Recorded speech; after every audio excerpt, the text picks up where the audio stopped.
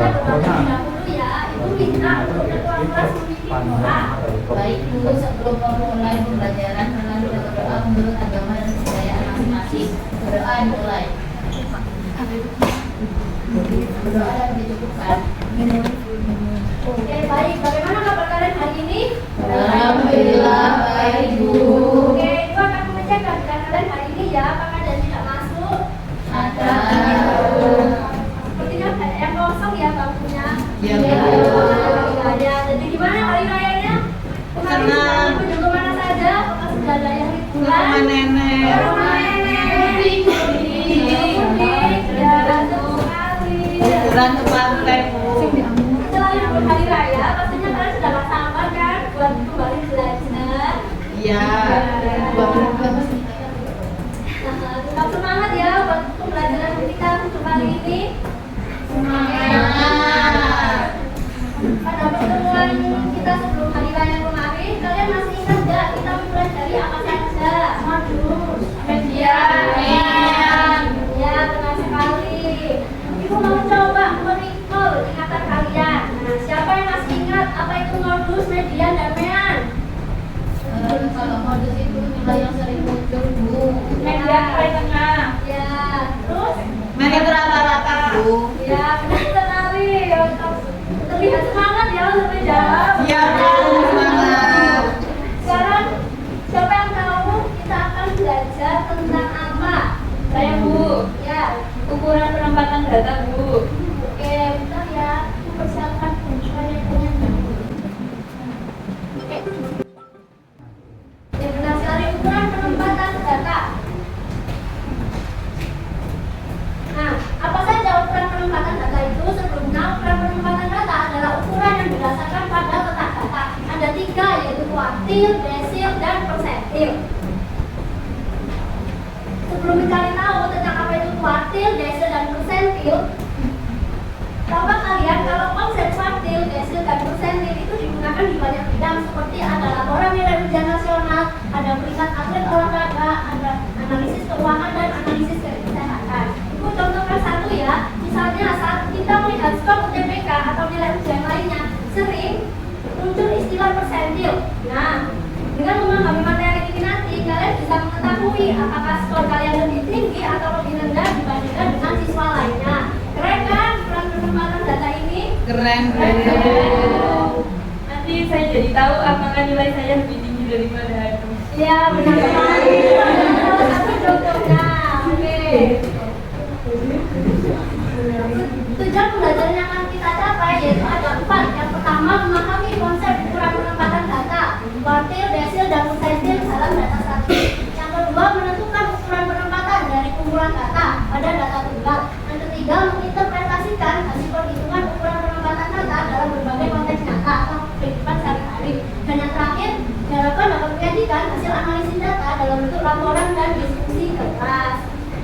Oke, sebelum itu Ibu mau menjelaskan kalau pembelajaran kita ini nanti itu pembelajaran berbasis discovery learning, di mana nanti kalian akan mencari tahu dan menemukan sendiri mengenai kuartil, desil, dan persentil secara berkelompok, tentunya dengan panduan dari Ibu ya. Nah, sebelumnya Ibu kan sudah memberitahu informasi melalui grup WhatsApp kalau kalian disuruh membawa handphone. Nah, sekarang Ibu minta untuk kalian scan barcode ini untuk mengetahui asesmen diagnostik awal kalian. Beri waktu 1 menit saja, sebenarnya cukup ya, karena pertanyaannya cuma 5. Bagaimana Papa bisa mengakses semua linknya? Bisa. Silakan mengerjakan.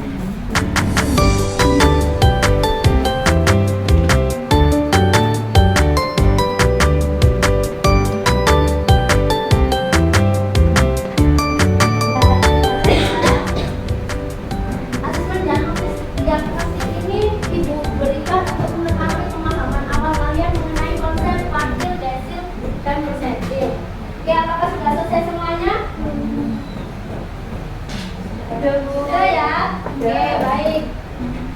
Karena berhubung banyak yang tidak masuk, jadi pengelompokan Ibu lakukan dengan berhitung ya, mulai dari avisenan berhitung 1 sampai 6. 2, 3.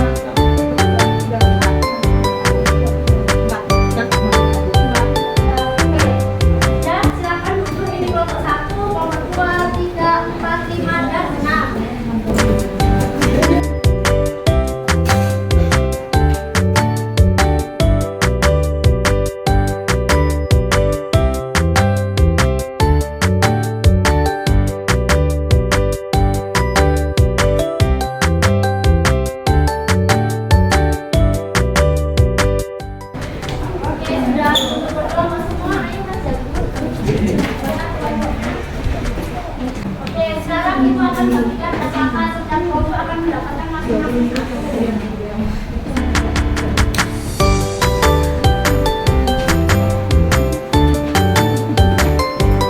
kakak ini nanti dijadikan sebagai asisten informatif kalian, yaitu asisten selama pembelajaran. Jadi, ibu minta tolong kerjasamanya dengan baik ya. Kita mendapatkan nilai yang semuanya sudah dapat. Sekarang kalian kerjakan rekamannya tadi. Sebelum itu coba perhatikan ilustrasi yang ada di proyektor ini. Nah, ibu memiliki sekumpulan data acak siswa. Anggap suatu baris itu adalah sekumpulan data acak. Nah, bagaimana cara kita mengetahui apakah seseorang memiliki nilai tinggi, sedang, dan rendah dibandingkan dengan siswa lain jika data yang disajikan adalah data yang acak? Bagaimana caranya? Diurutkan dulu Ya, oke. Terus apakah ada yang lain selain diurutkan? Kita bisa apakan lagi? Lihat dulu nilainya siapa yang paling besar dan siapa yang paling kecil. Ya, ada lagi? bisa buat peringkat dari yang terendah ke yang tinggi. Ya, benar sekali, ada banyak langkah ya yang dapat digunakan untuk mengetahui cara menyelesaikannya. Oke, selanjutnya, nah dari suatu garis ini kan kumpulan data, lalu kita bagi dua data itu. Nah, bagaimana cara membagi data menjadi bagian yang lebih kecil agar bisa dianalisis? Dan bisa, kalau ada yang tahu bagaimana caranya jika dari suatu data itu lalu kita ingin mengecilkan lagi data itu, kita apakan? Dibagi dua menjadi setengah-setengah. Ya, nah ada lagi? Dibagi berdasarkan kelompok nilai itu kayak tinggi, sedang, dan rendah. Ya. Nah, sekarang kalian coba perhatikan ilustrasi yang ada di LKK kalian.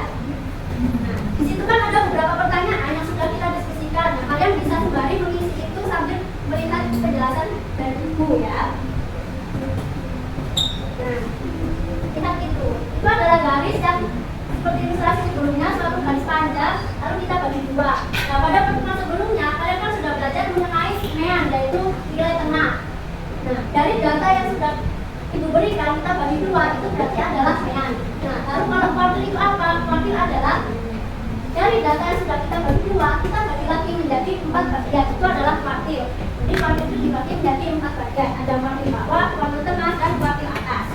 Nah, bagaimana kalau desil, Bu? Kalau desil sama, dari data yang sudah kita bagi menjadi 4 tadi, kita bagi lagi menjadi 10 bagian yang tentunya sama besar. Ada D1 sampai juga dengan D9. Itu pun dengan persentil sama kita bagi menjadi 100 bagian. Nah, berdasarkan ilustrasi tadi, kita coba lihat untuk bentuk visualnya ya. Nah, ini ada bentuk blogspot. Kalian bisa mengetahui bentuk-bentuk ini dengan mencoba menggunakan aplikasi GeoGebra. Namun, ibu tidak memfokuskan pada sini. Ibu hanya memfokuskan pada menemukan konsep kuartil, desil, dan persentil. Jadi kalian coba cukup amati saja gambar yang diberikan. Ini adalah bentuk blogspot dari kuartil. Di situ terlihat kalau ada garis tengah yang menunjukkan kuartil 2 atau nilai tengahnya yaitu 3000. Nah, berikut ada bentuk diagram batang untuk persentil. Dan ini ada blogspot untuk persentilnya. Yang garis tengah itu adalah persentil ke 55%, yaitu 44,5. Nah, dari ilustrasi yang sudah diberikan dua tadi, ini ada contoh. Sama kan seperti garis tadi, suatu data diberikan, lalu kita bagi dua, ketemulah tengah-tengahnya yaitu median. Lalu kita bagi dua lagi, ketemulah Q1, Q2, dan Q3. Kalau datanya kembar kayak yang 15 itu, berarti kita tambahkan 15 ditambah 15, lalu kita bagi dua. Itu pun untuk Q3. Nah, dari sini kalian bisa menemukan kan apa itu rumus dari kuartil, desil, dan persentil. Silahkan ditulis di LKK. Nah, di situ juga sudah terlakir beberapa ilustrasi yang dapat membantu kalian untuk menemukan konsep-konsep itu. Dari sini apakah ada yang ditanyakan? Ya, Siva? Boleh ya, Bu?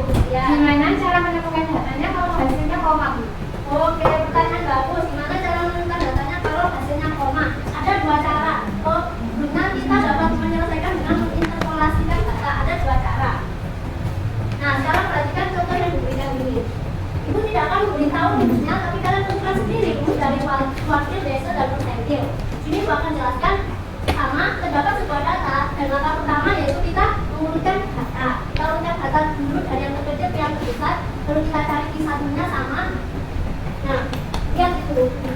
1 ketemu 2,5. Bagaimana cara menyelesaikannya Bu? Kalau begitu koma, kita dapat melihat depan angka komanya yaitu angka 2. Kita lihat data 2 itu berapa? Setelah angka 3, angka 7, angka 3 kan data 1, angka 7 data kedua, jadi data kedua itu adalah 7. Lalu kita tambahkan dengan data setelahnya, yaitu angka 7. Kebetulan di situ ada angka 7 juga, jadi 7 ditambah 7 dibagi 2 ketemu 7. Itu cara menyelesaikan menggunakan interpolasi. Nah, bisa juga dengan rumus. Gimana Bu? Di situ Q3. Ini spesial ya, jadi Ibu berikan rumusnya.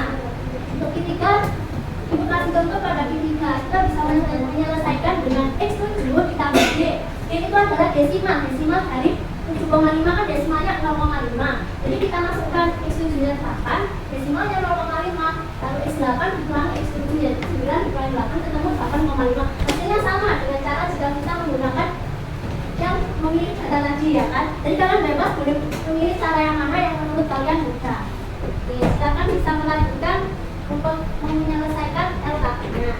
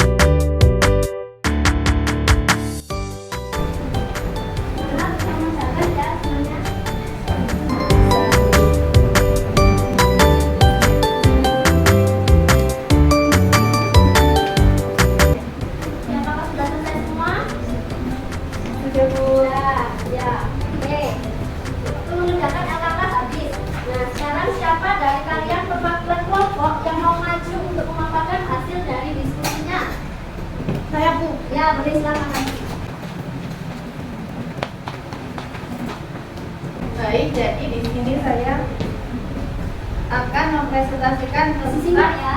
hasil diskusi kelompok kami. Yang pertama ada stimulasi atau menemukan pola data. Bagaimana cara kita mengetahui apakah seseorang memiliki nilai tinggi sedang atau rendah dibandingkan siswa lain jika data yang dihasilkan merupakan data yang ada. Jadi kita bisa mengurutkan data dari yang terkecil hingga yang terbesar. Setelah data terurut, kita bisa melihat posisi nilai seseorang dibandingkan nilai lainnya. Hasil digunakan dalam laporan penghasilan ekonomi untuk membagi kelompok pendapatan dari yang terendah hingga yang tertinggi. Jadi Ya, beri tepuk tangan untuk Azita. Ya, jawaban dari Azita benar ya. Dari kelompok lain apakah ada jawaban yang berbeda? Tidak, sama semua ya. Berarti kalian sudah paham. Oke. Nah, siapa yang mau menarik kesimpulan dari pembelajaran yang sudah kita lakukan hari ini? Ya, baik, boleh dibaca Pak Pak. Jadi kesimpulan dari pembelajaran hari ini mengenai penempatan data. Ada data yang pertama yaitu kuartil yang merupakan ukuran yang bagi data menjadi bagian sama besar. Dengan rumus kuartil ini sama dengan QI sama dengan IN 1/4. Lalu yang kedua ada desil yang merupakan ukuran yang bagi data menjadi semua bagian sama besar. Dengan rumus DI sama dengan IN 1/10. Dan yang terakhir adalah persentil yang merupakan ukuran yang membagi data menjadi 100 bagian sama besar. Dengan rumus persentil I sama dengan PI sama dengan IN plus 1/100. Ketiganya berfungsi untuk mengetahui posisi suatu data dalam distribusi data yang ada. Ya benar, jadi kuartil itu kita menjadi membagi data menjadi 4 bagian. Kalau desil menjadi 10 bagian dan kalau persentil menjadi 100 bagian. Nah ini Ibu paparkan rumusnya dan bisa kalian pelajari. Setelah kalian menemukan bisa dikoreksi apakah rumus yang kalian temukan itu benar atau salah. Di sini pembedanya hanya ada di pembagiannya, yaitu kalau desil kalau kuartil dibagi 4, kalau desil 10 dan kalau persentil 100. Oke. Nah, sekarang Ibu mau minta tolong untuk scan LKK-nya, kemudian kumpulkan untuk Google Drive yang sudah dibuat oleh ketua kelas. Setelah itu LKK-nya bisa dikumpulkan di meja Ibu. Ibu minta scan itu supaya kalian bisa belajar di rumah ya.